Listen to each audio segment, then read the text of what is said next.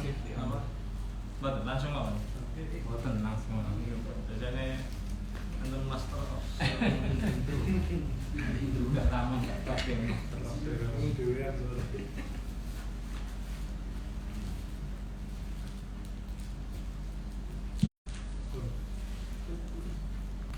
Assalamualaikum warahmatullahi wabarakatuh. Waalaikumsalam. Bismillahirrahmanirrahim. Alhamdulillahi hamdan katsiran tayyiban mubarakan fi alladzi anzala as-sakinata fi qulubil mu'minin liyazdadu imanan ma'a imanihim. Asyhadu an la ilaha illallah wa asyhadu anna Muhammadan abduhu wa rasuluh. Allahumma shalli wa sallim ala sayyidina Muhammadin wa ala alihi wa ashabihi ajma'in, amma ba'du. Yang kami hormati sahibul bait segenap takmir mushola Asy-Syarif, yang kami hormati Bapak Kepala Kantor KPP Pratama Kabupaten Mojokerto, serta hadirin sekalian, bapak-bapak, ibu-ibu, eyang-eyang yang mudi, yang berbahagia, dijaga, dirahmati, semoga selalu diistiqomahkan oleh Allah Subhanahu wa Ta'ala. Pertama, kita bersyukur dapat berhimpun kembali di majelis yang mulia ini dalam rangka sholat berjamaah, thalabul ilmi dan silaturahim. Semoga Allah senantiasa memberikan pada kita segala keutamaan majelis ilmu, diberikan ampunan, diberikan kebanggaan, dilindungi sayap malaikat, juga diberikan rancangan kehidupan di masa depan yang baik. Wa may yuridillahu bihi khairan yufaqihu fiddin. Tanda kalau orang itu hidupnya akan baik di masa yang akan datang, yufaqihu fiddin, mereka punya semangat untuk mempelajari ilmu-ilmu agama supaya faqih dalam ilmu-ilmu agama. Ada penanda huruf ya, itu fi'il mudhari, berarti untuk yang belum faqih. Kalau fi'il madhi berarti untuk yang sudah pintar. Jadi kesimpulannya, yang penting ada pengajian dan berangkat. Sing penting teko. Melek apa merem niku urusan nomor 17.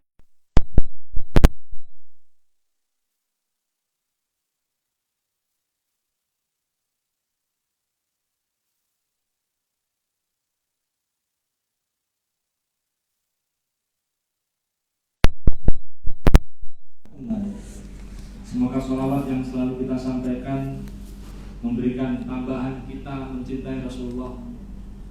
Dengan itu berharap semoga kita punya semangat mengikuti ajarannya, mendakwahkan agamanya.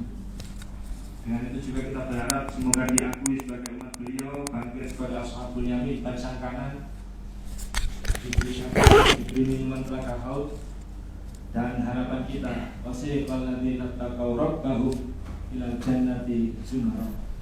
Kita tergolong orang-orang yang berada dalam satu barisan bersama Rasulullah Sallallahu Alaihi Wasallam. Meskipun pilihannya beda, sementing barisannya sama dengan Rasulullah. Mboten masalah. Apa maneh nek rumus langit niku wis ngerti pemenange sapa. Makane sampean ngaji rumus langit iku gak perlu melok unsrek wong wis seru kok pemenange sapa.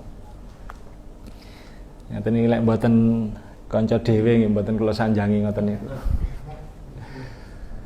Bapak Ibu hadirin yang dirahmati Allah, kesempatan kali ini melanjutkan tema kajian kita yang sebelumnya, yaitu tentang rukun atau syarat-syarat atau amalan-amalan menjadi muslim yang sukses, berjaya, berkemajuan. Terdapat dalam 3 tempat di dalam Al-Quran. Pertama dalam Al-Quran surat At-Taubah ayat 112. Ini sudah kita bicarakan, sudah kita bahas. Ayatnya a'udzubillahi minasyaitonirrajim, at-taibunal 'abidunal hamidunas saihun ar-raqiunas sajidun wal amiruna bil ma'rufi wan nahuna 'anil munkar wal hafiduna li hududillah wa basyiril mu'minin. Kemudian kita sudah membahas Al-Quran surat Al-Ahzab surat ke-33 ayat 35 sampai poin yang ke-5. Innal muslimina wal muslimat wal mu'minina wal mu'minat wal qanitina wal qanitat wal sabirina wal sabirat wal shadiqina wal shadiqat. Kesempatan kali ini insyaallah kita membahas wal khashi'ina wal khashi'at wal mutasaddiqina wal mutasaddiqat sesuai cukupnya waktu. Adapun panjenengan yang tidak ceramah diperbolehkan menghabiskan isinya piring. Mumpung dereng dadi penceramah. Mengko lek panjenengan wis bertugas sebagai penceramah, sampean mboten kober kecapan. Mergo nek waya ngomong kecapan iku mulu-mulu.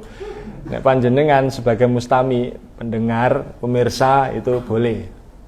Bahkan dianjurkan pompong dorong mambu angin. Yang kita bahas kali ini wal khashi'ina wal khashi'at.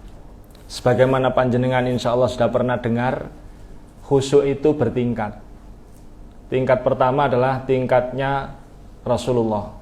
Tingkat khusyuknya Rasulullah ka'azizir raha minal bukai, kata sahabat. Rasulullah itu kalau sholat, suara dadanya, sesenggukan suara dadanya itu terdengar sampai di makmum shaf paling belakang. Saking khusyuke. Sesenggukan atau bahasa Jawanya misek-misek. Apa nek bahasa sampean? Terseduh-seduh. Niku salate Rasulullah. Nah, kita kemungkinannya kecil untuk bisa meniru di level ini. Karena itu oleh Rasulullah standarnya diturunkan nanti untuk levelnya umat awam. Tapi sekali-kali panjenengan kuduro rasane sholat seperti itu. Panjenengan akan merasakan nikmatnya sholat melebihi rawon rosobo. Sing ana nduk Jombang. Atau merasakan nikmatnya segala masakan yang paling enak. Makanya para sahabat termasuk Rasulullah itu mengatakan ada dua hobi mereka. Di samping hobi-hobi yang lain, tapi yang paling besar itu dua. Pertama, hobi dengan wangi-wangian. Yang kedua, hobi dengan sholat. Kalau sholat itu adalah sesuatu yang disenangi, berarti di situ ada kenikmatan. Nah, makanya orang-orang yang tidak bisa mencintai sholat itu nggak bisa merasakan nikmatnya. Nah, wangi-wangian itu sebenarnya kebanggaan, karakteristik tingginya kebudayaan. Artinya ketika negeri-negeri lain, Rasulullah itu kan lahir 600 sekian ya, abad ke-7. Nah, abad ke-7 itu, abad ke-6 ya, 572, abad ke-6 itu negara Eropa, Amerika itu belum siapa-siapa dan bukan siapa-siapa. Gak kenal wangi-wangian, carane mandi belum tahu. Nah, sementara Islam sudah kenal wangi-wangian, itu sebenarnya adalah sebuah pencapaian yang tinggi. Dan yang kedua, mencintai dan menyenangi sholat. Nah, ini harus panjenengan upayakan sekali dua kali saja dalam hidup. Karena kalau panjenengan mengaku umatnya Rasulullah, hal-hal yang bisa dilakukan Rasulullah dan mungkin bisa dilakukan oleh umatnya itu diupayakan. Mumpung belum kita ngaku umatnya Rasulullah, dituruti oleh Allah tapi dididik langsung oleh Allah, itu berat. Ada orang mobilnya Cherry tahun 2000, sudah lama kepingin ganti. Kemudian dapat rezeki, diberi warisan bedak untuk pasar, dan oleh dia dijual untuk dibelikan expander. Masih kurang, maka dia menjual satu jatah kapling. Dulu dibeli harga 35 juta, dijual 65 juta, yes, untung lah. Wis dadi expander. 4 bulan dia miliki, kemudian di subuh hari, malam hari dia pulang jam 12, sikatan-sikatan terus tidur, 3:30 bangun. Gerbang dibuka, dilirik kok garasi terbuka, mobilnya sudah nggak ada.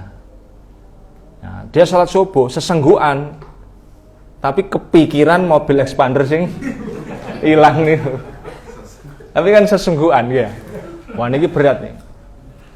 Ya dia akan merasa bahwa wah ternyata sesuatu yang diusahakan, diupayakan, yang namanya dunia itu kalau lenyap cepat. Berarti pancene ya apa-apa Gusti Allah. Cuman kok nemen Gusti jenengan. Oleh nggodha kula kok kados ngeten, kula niki salah napa? Perasaan kula niki pun berusaha melok pengajian, nggih salat jamaah kok kados ngeten jenengan dos pundi Gusti? Awas sesenggukan. Jari malaikat ya sejak tahu pisan-pisan kan. Dia mesti kandhani, pompong dorong dididik Gusti Allah. Didiklah dirimu mencapai ilmu sampai bisa sholat. Khusyuk sekhusyuk Rasulullah. Pisan pindho ae. Wonge gak ngandel. Akhirnya kemudian dibuat seperti itu. Dibuat sesenggukan tapi dengan cara yang menyakitkan. Orang rekreasi berangkat jam 6 ke Lembah Pendowo. Pundi niku? Pandaan. Karo sampean. Wah terlalu kutho sampean iki. Wah, begitu sore pulang sampai rumah 4:30. Jalan masih terang, banyak orang di gangnya itu. Kok masih banyak orang, ada apa ini? Begitu didekati, ternyata orang berusaha memadamkan api yang tinggal sedikit. Makin dekat ternyata rumahnya. Rumahnya sudah acak-acakan gak karuan. Begitu dilihat separuh rumah terbakar. Lalu kemudian orang-orang berterima kasih lah dia kepada orang-orang. Jam 5 kurang 10 menit tinggal waktu sholat sedikit dia sholat. Nggih sesenggukan cuman mikir omahe kobong separuh. Gak enak nih temenan. Saya punya teman di daerah Ngoro. Ya hidupnya tergolong stabil. Suami istri pegawai, punya anak, tidak ada masalah, kelihatannya baik-baik saja. Nah kemudian suatu hari dia punya anak perempuan umur 27. Ya, tidak diketahui sebab yang jelas, tiba-tiba ya sudah dipanggil Allah lebih dulu. Dia mengatakan saya bisa sholat khusyuk bertahan sampai 2-3 bulan kata dia. Sampai merasa dunia ini gak berarti. Aku ngelumpukno donya wingi-wingi ku gawe ruko, gawe untuk apa? Wah dia nangis, sering nangis kalau sholat. Nah, tapi terakhir ini kan itu sudah berjalan sekitar 7-8 tahun. Dia mengatakan ya kemampuan sholat itu enggak stabil, enggak terulang lagi. Tapi dia mengatakan saya enggak kepingin kehilangan soro jadi. Masya Allah, iling-iling jadi. Nah, makanya panjenengan berusaha ilmu sampean kudu sampai di situ. Senajan setelahnya mungkin agak sulit untuk mengulang lagi. Atau yang lebih keren itu tidak harus begitu ya, kita yang berupaya dan bisa. Misalnya ini, orang itu ya rata-rata kalau belum pernah ketemu Ka'bah, terus ketemu Ka'bah pertama kali loh sesenggukan. Nah itu saya pas waktu sholat. Nah pumpung gorong dididik sing model niku wau. Wis temenan soro niku. Mudah-mudahan kita tidak yang seperti itu. Nek sing ngomong kenapa? Saya sudah pernah sakit parah, sudah pernah batuk darah. Macam-macam yang saya derita. Jadi saya itu sudah berkali-kali merasakan kayak iki sholat terakhir. Dan itu memang trik, salah satu trik supaya merasa bahwa sholat kita itu perlu khusyuk adalah merasa ini sholat terakhir. Kemudian sholat seperti dihisab. Makanya doa dalam sholat itu banyak yang Allahumma gfir, Rabbighfir. Itu intinya adalah gimana keadaannya kalau dengan amalia saya yang kayak gini terus tiba-tiba dihisab 5 menit ke depan atau misalnya 3 jam ke depan setelah orang-orang sudah pulang semua mengantar jasad kita. Kira-kira hisabku ya apa? Terus kita teringat dosa-dosa zaman biyen waktu nyawat pencite wak saroni tapi ya maca bismillah. Panjane remaja masjid ya. Bismillahirrahmanirrahim. Bau loro Pak. Ngeprek wis kadung ahli ya. Ngene iku cowok kayak muni bismillah. Mlebu tebu niku glatine dicemet nduk napa niku rel kereta api. Ditutuki dadi glati terus mlebu nang tebu. Iku tebu ae sapa dijupoki sing gamo-gamo. Terus sindere mlaku-mlaku. Dicece wong sindere wis tuwa dekne sik enom. Kuat melayu. Ayo berenaku. Disane loro wis bisa nyolong, bisa nggodha wong jaga. Wis ngene iki lek gak pengalaman angel kok cerita ngene. Masyaallah, tabarakallah. Nah, baik. Kita beranjak ke yang berikutnya adalah salat khusyuk levelnya para sahabat. Umar bin Khattab, Abu Bakar, Utsman, Ali. Umar bin Khattab dan Ali pernah mengalami peristiwa yang serupa, sama-sama kena anak panah di betisnya. Anak panah zaman dulu memang jahat, jadi kalau bikin panah itu sebelah sini anak patok, yang sini tajam, yang sini nyatok. Jadi kalau mancep ini nggak bisa ditarik. Kalau ditarik dagingnya harus keluar atau ototnya, ligamennya kalau kena dekat-dekat sendi. Jahat banget pikiran wong biyen.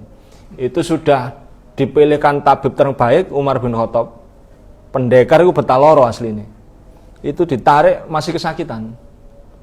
Kata Umar, saya tak sholat, nanti rakaat kedua kalian cabut. Begitu sholat, rakaat kedua pas berdiri itu dicabut.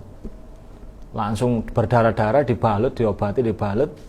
Setelah salam Umar bertanya, sudah wis dicoba tariknya? Sampun ya, wow, alhamdulillah. Tidak terasa. Makanya Umar bin Khattab itu terbunuh dengan 5 kali tusukan, itu tidak melakukan perlawanan. Maka dugaannya karena setara semua sholatnya itu rata-rata khusyuk, sehingga waktu ngimami sholat subuh juga begitu. Beliau tertusuk dengan 5 kali tusukan. Begini teorinya. Pertama, dimungkinkan peristiwanya adalah Abu Lu'lu' al-Majusi itu pura-pura masuk Islam. Kemudian dia berusaha berada di saf terdepan sampai tidak dicurigai oleh sahabat-sahabat. Sehingga pada suatu saat sudah tidak dicurigai, lalu dia membawa senjata tajam, membawa pisau, pas posisi sujud ditusuk berkali-kali, sampai 5 kali. Nah, teori ini dibantah oleh banyak ahli. Ya, apa itu? Teori apa kalau dalam bidang kriminal itu? Ya, ini nggak memenuhi syarat. Kenapa? Satu, kalau dia pura-pura masuk Islam, sangat kesulitan berebut saf pertama dengan para sahabat yang sudah jagoan berebut saf pertama. Nah, persis teng kantor pajak lah, nggih. Krungu wonten langsung langsung bak ya. Itu para sahabat itu gitu, set. Ditambah lagi 70 ahlus sufa. Ahlus sufa itu mereka yang menjadi embrio pondok-pondok zaman sekarang. Ada di sebelahnya masjid. Mereka memang melakukan aktivitas itu untuk menyerap ilmu-ilmu agama untuk didakwahkan di berbagai tempat. 70. Kesulitan itu orang, pasti kesulitan. Karena orang munafik itu bukan tipologinya kuat berada di saf awal. Yang kedua, inna afqalas sholati 'alal munafikin sholatul isya'i wa sholatul fajri. Lau ya'lamuna ma fihima walau ala habwan. Karena orang munafik paling berat sholat isya dan sholat subuh. Kok bisa dia berada di saf pertama pada waktu subuh? Nggak mungkin itu menurut para sahabat. Maka teori yang kedua, yang mungkin adalah Umar sholat, sahabat yang lain sholat, semuanya sama-sama khusyuk, wong liwat itu mboten direken. Begitu sampai di depan ya ditusuk gitu aja. Baru setelah kemudian kok sholat gak dilanjutkan, baru diganti oleh yang lain, diketahui setelah salam bahwa Umar itu tumbang karena dibunuh secara sengaja. Makanya orang-orang di luar Islam semuanya tahu bahwa Islam, orang-orang Islam di level para sahabat waktu itu, posisi yang paling memungkinkan untuk dikalahkan adalah posisi waktu ibadah. Abu Bakar ya begitu, Utsman ya pas baca Quran. Jadi semuanya rata-rata pas ibadah. Lagian Umar bin Khattab itu pendekar. Refleksnya jalan. Mereka atau panjenengan yang pernah pendekar ya. Saya pernah, tapi biyen. Kan kalau bercita-cita jadi tentara loh. Karena itu ikut bela diri itu sampai 4. Pencak silat Kyokushinkai yang full body contact, tidak pakai pelindung itu.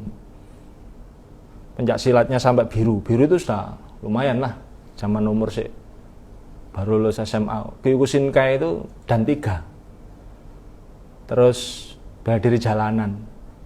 Guru saya itu tukang parkir di Mojosari. Nah, terus Jatayu. Niku tidur saja, nek digugah, disentuh, iku mesti kesaut. Tidur itu. Beberapa teman cerita pada waktu kula kerja di pabrik prestasi Ide Jaya di Wonosari. Itu jadi QC itu quality control. Posisinya nggak bisa diganti. Kalau diganti harus oleh shift yang lain. Nah, suatu hari saya masuk jam 3, pulang jam 11. Jam 11 ini teman yang shift belakangnya nggak masuk, sehingga saya dipaksa untuk meneruskan dari jam 11 ke jam 7. Nggak tidur. Nah, berikutnya ada rapat jam 9, saya izin nggak boleh, karena QC itu yang tahu jumlahnya BS. Apa ini? Produk bahan yang masuk berapa, yang keluar berapa, yang rusak berapa, rusak berat berapa, itu yang tahu jumlahnya memang QC, sehingga saya harus ikut. Nah, pas teman-teman itu ngerti nek rapat mesti dioreng-oreng nggak soga, sehingga mereka itu pilih tempat yang bersebelah ini, nggak langsung menatap apa ini direkturnya, direktur apa manajer ya waktu itu, Mr. Lee namanya. Nah, kebetulan tinggal bangku 01 itu nggih kula sing nggoni. Duduklah saya di situ. Suwe-suwe wangi ngomong terus kayak sampai lek Jumatan nih lho. Terus saya ngantuk keturun. Itu saya tidur di sawat outsole ini. Turu bisa nyekel. Iku pendekar kampungan lho iku. Cek sampai jarane arek sakti ya awakmu ya.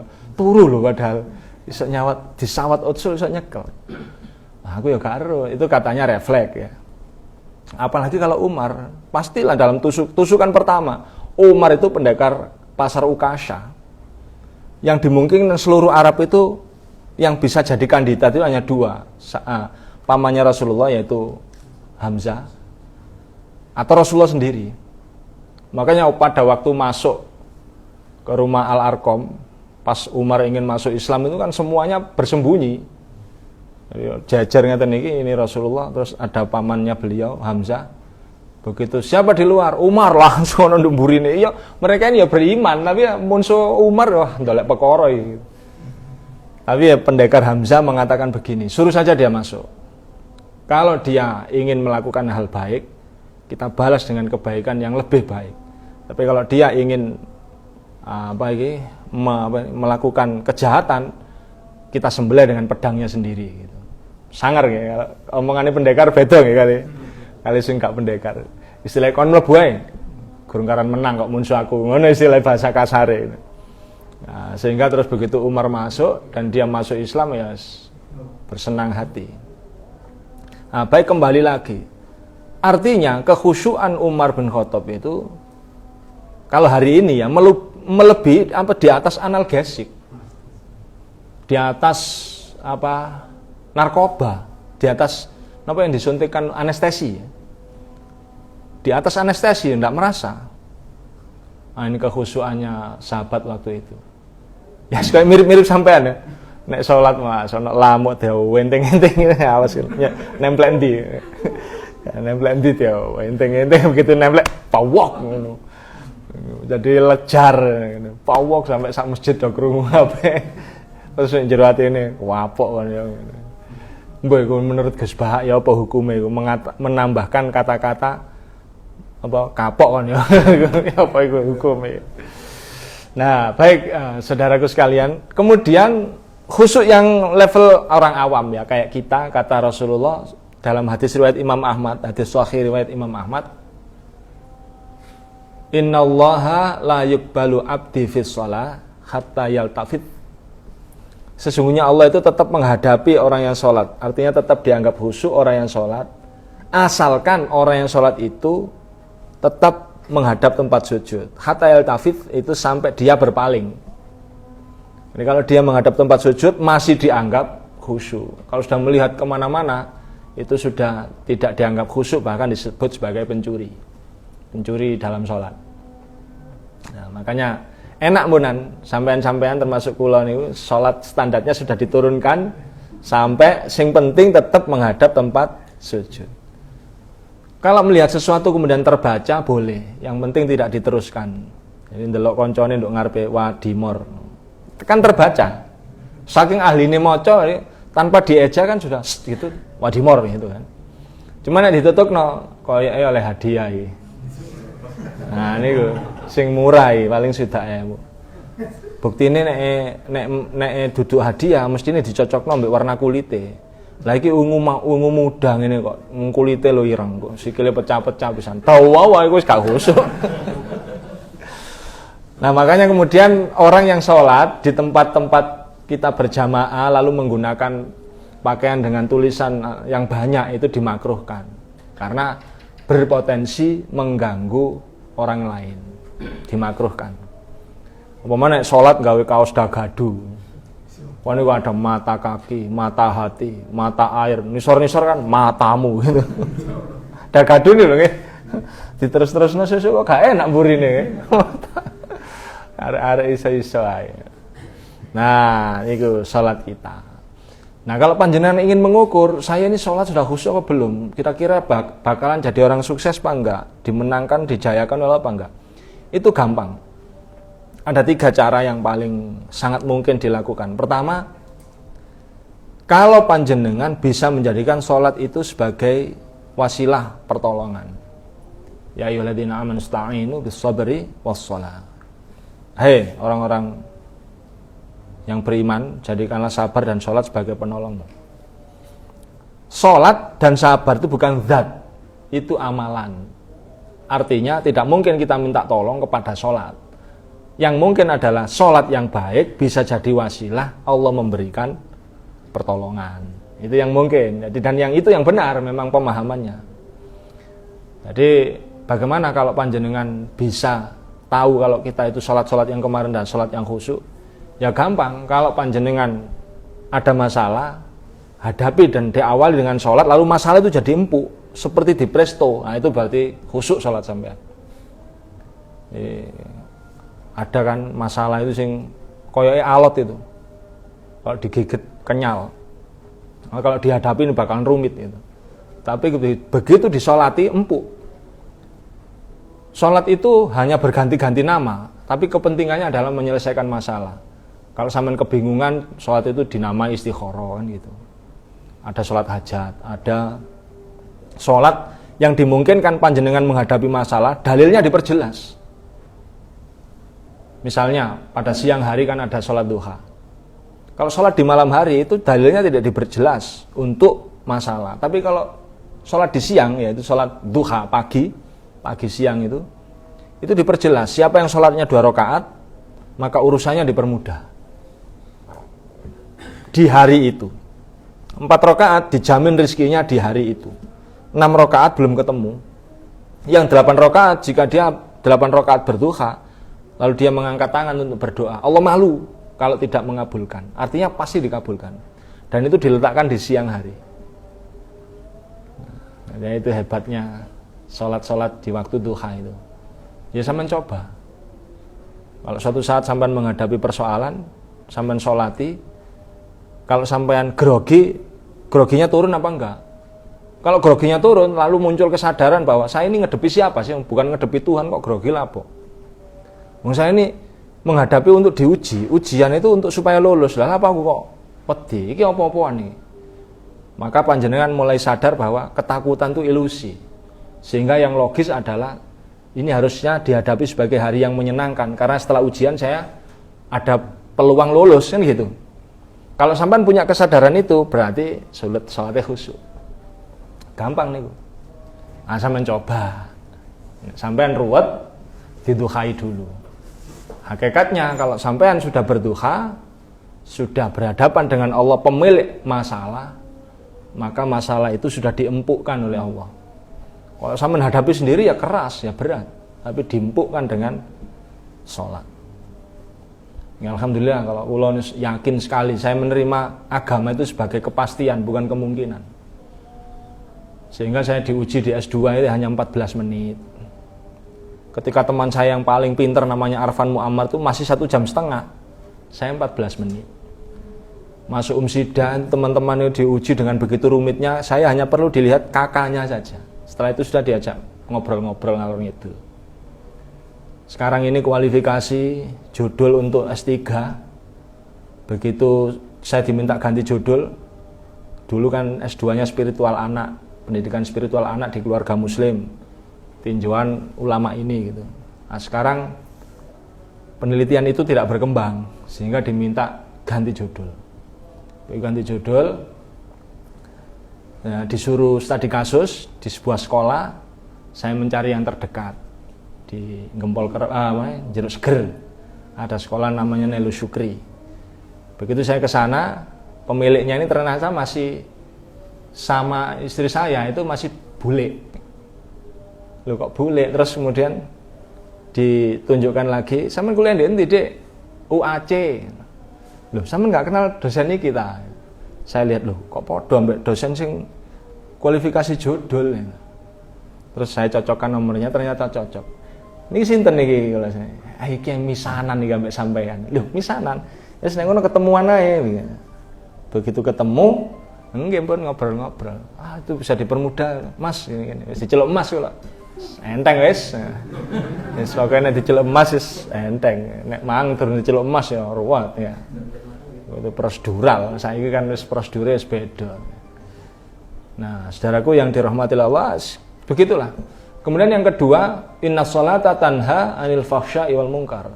Salat itu mencegah seseorang dari perbuatan keji dan mungkar. Ini ada setidaknya dua lah ya, yang paling besar dalam pengertian ini. Pertama, memang panjenengan selalu berhasil berkelit dari yang namanya maksiat. Itu berarti yang aktif sampean.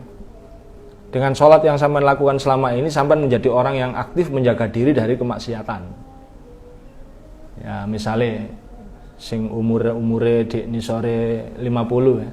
Sadar kalau hormon testosteronnya masih tinggi, terus kemudian menjaga diri, nek ono kanca wedok terus ajak jabat tangan, modelnya kayak Habib Nurmagomedov, wis ngene wae, gak dicekel ngene.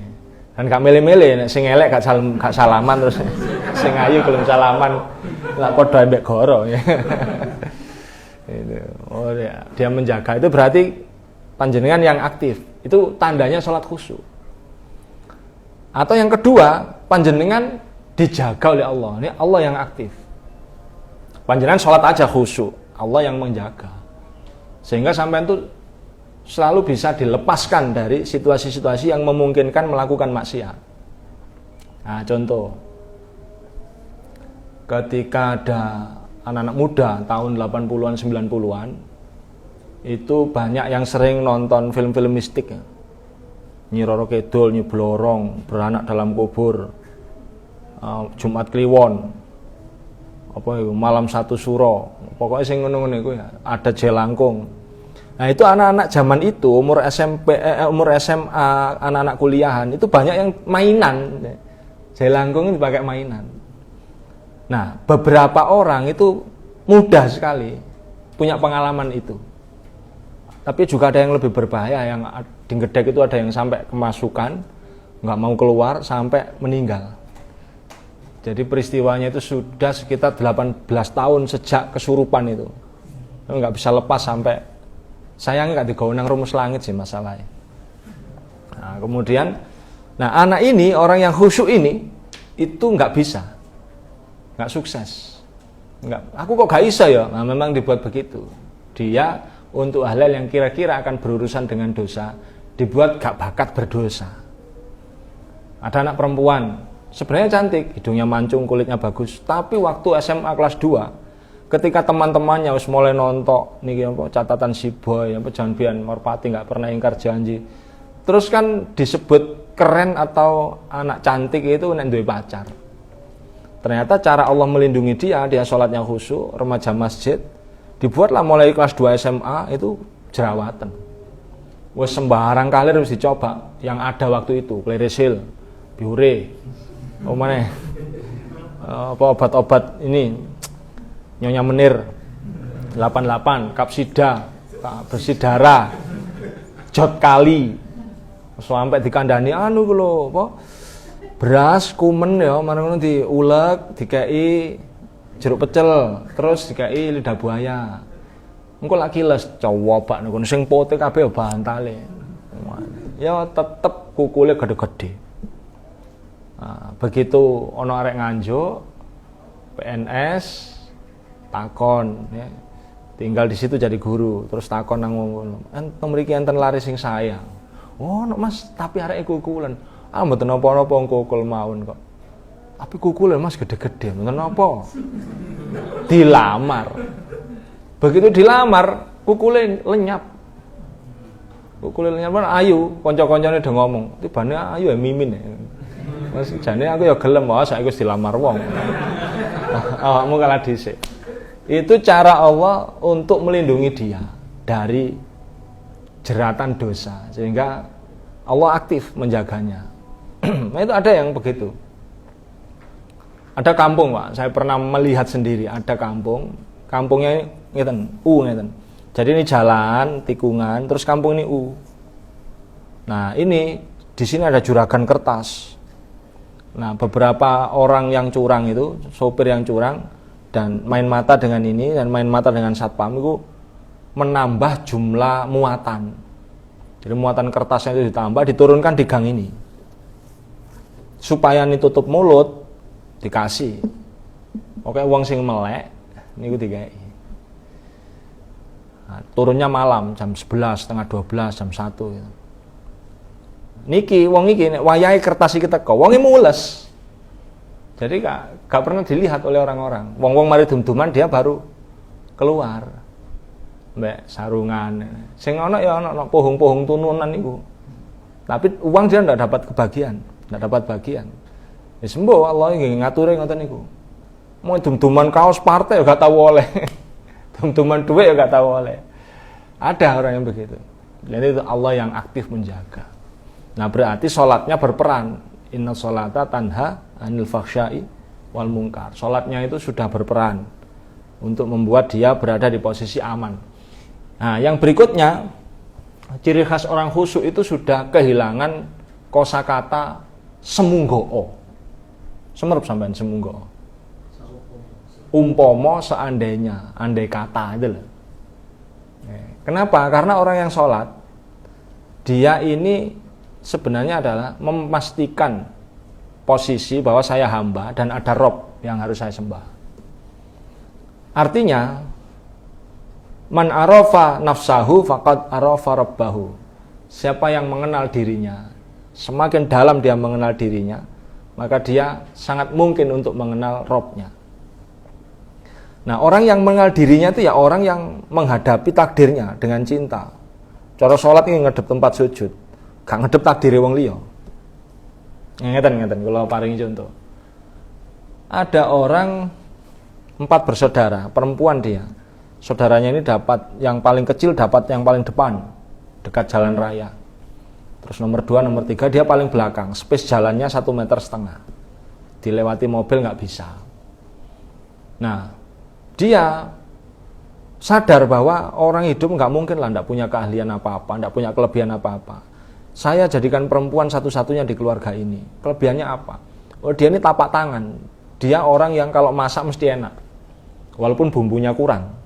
Ada kok orang gitu itu. Bumbunya kurang tapi tetap enak. Walaupun bumbunya buket gak enak nggak enten. Bumbunya lengkap buket, terus nonton YouTube, nonton resep masakan.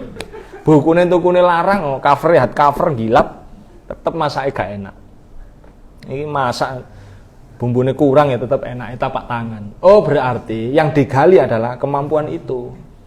Nggak perlu berpikir semunggo umpama seandainya omaku nduk ngarep enak rek aku iso nambah penghasilan dodolan jeruk peras, dodolan toko kelontong kaya apa Madura yang buka apa 24 jam, kiamat buka setengah hari. Iso ngono menambah pemasukan. Dia enggak berpikir begitu. Ini enggak mungkin saya lakukan, jadi itu bukan takdir saya. Takdir saya ini.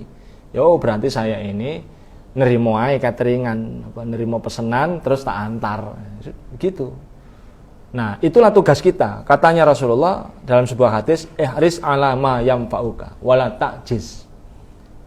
Ciri khasnya orang sholat itu kalau dia berhasil berbahagia dan mencari hal-hal yang bermanfaat untuk bisa diangkat hal baiknya.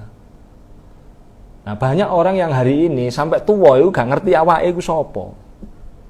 Sehingga dia nggak pernah bisa memaksimalkan potensinya.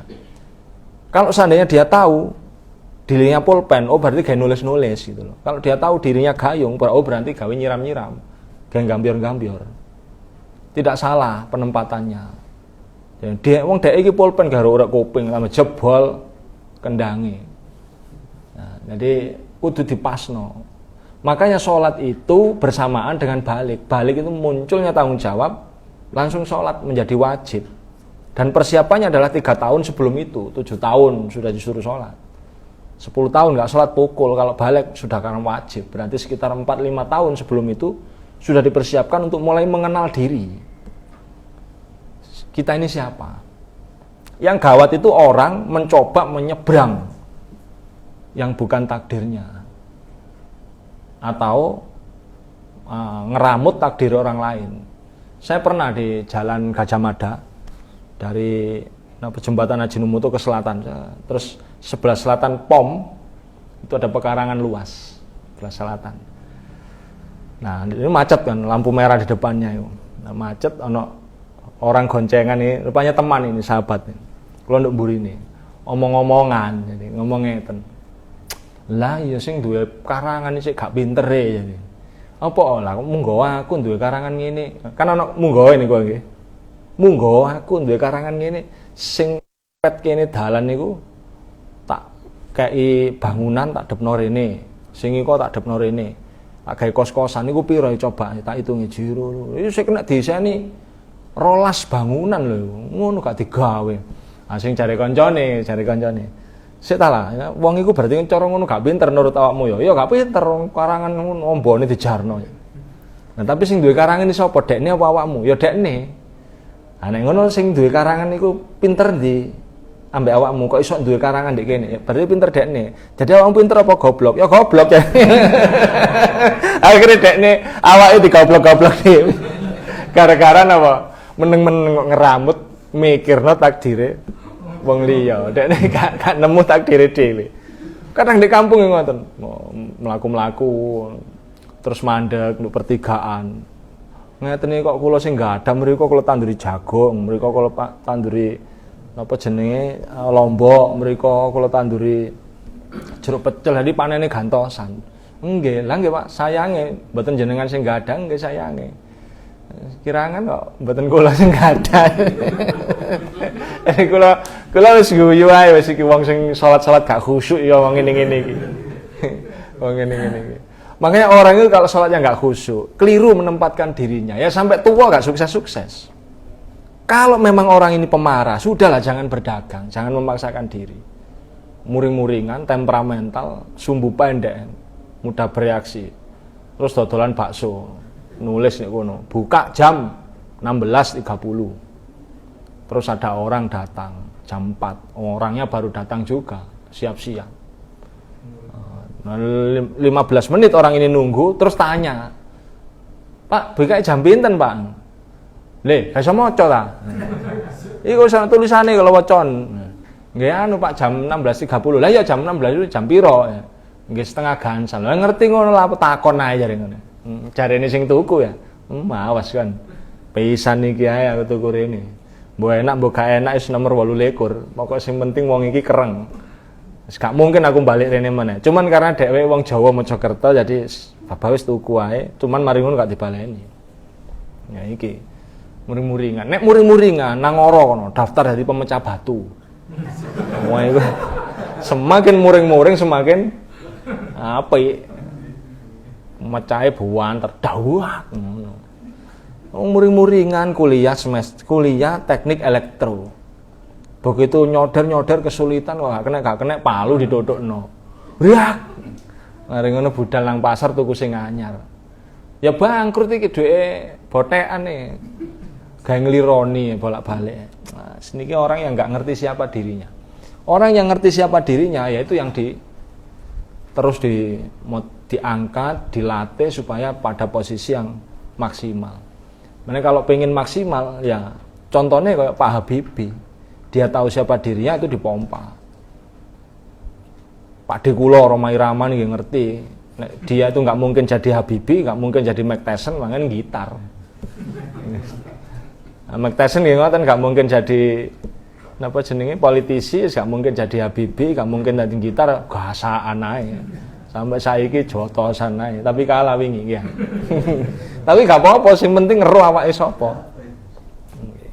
Itulah Bapak Ibu yang dirahmati Allah. Jadi wal khashi'in wal khashi'at ai makna orang yang khusyuk dalam sholat dalam beberapa pengertian tersebut. Oke, pembicara yang baik menyampaikan untuk dimengerti, pembicara yang bijak berhentinya pada waktu yang tepat. Subhanakallahumma wa bihamdika asyhadu an la ilaha illa anta astaghfiruka wa atubu ilaik. Wassalamualaikum warahmatullahi wabarakatuh. Cirine waktu